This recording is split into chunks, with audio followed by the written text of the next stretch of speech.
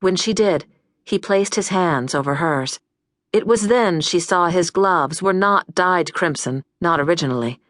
He coughed, and more blood flecked the corners of his mouth. Swear you'll deliver the message to King Zachary for love of country." Karigan could only stare at him wide-eyed. "Swear!"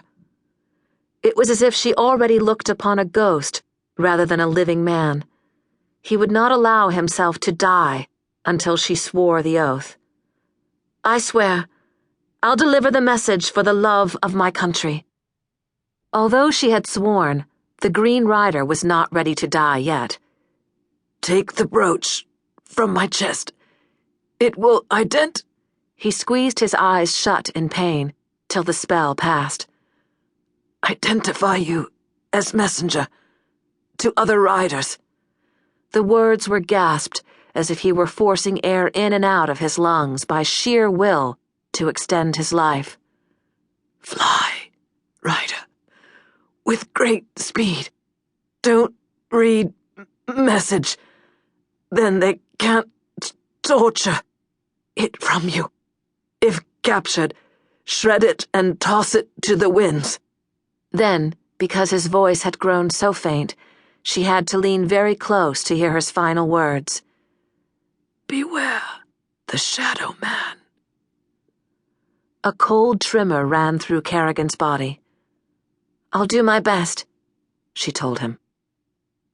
There was no response from the messenger this time, though his eyes still stared at her, bright and otherworldly.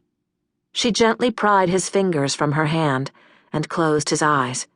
She hadn't noticed the winged horse brooch before, but now, pinned over his heart, it glowed golden in the sun.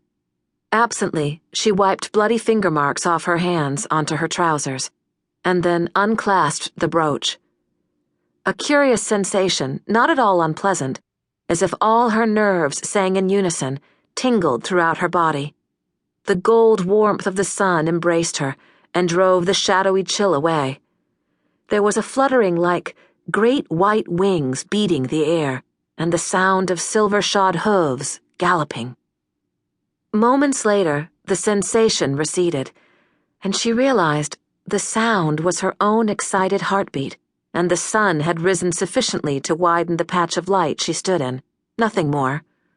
She pinned the brooch to her shirt. She then sensed, like a breeze whispering through 100 aspen trees, invisible lips that seemed to murmur, "Welcome, rider." Karigan shook her head to clear it of such fancies and turned to practical matters. What to do with the messenger's body? She couldn't just leave it lying there in the middle of the road, exposed to carrion birds and passers-by, could she? She wouldn't want to stumble across a body in the middle of the road during her travels. It just wasn't right to leave it there. She grimaced. The body was too heavy for her to drag into the woods by herself, and how would she bury it? She most certainly hadn't packed a shovel. It seemed wrong to leave the body out in the open, but she had to try. Then, as if a voice said to her, "Don't waste the time," she backed away from the body and took up the reins of the horse. And still, she hesitated. The least she could do was leave the saber with the messenger to show how bravely he had died. But what if she met up with the people who had struck him with the arrows? She would need some kind of defense, even if a saber wasn't any good against arrows. Practicality won out, and she slid the blade back into its sheath. The messenger had told her to fly, but running the horse to his death would serve no purpose. She would walk him and mount up only when he seemed at least partially recovered. The horse was a sorry-looking beast. His legs were long but thick. Obviously, he had been bred to run fast for distances, with no thought to aesthetics. His neck reminded Karigan of her father's descriptions of some long-necked wild beasts he had seen on one of his voyages. The horse's coarse chestnut hide was crisscrossed with old scars.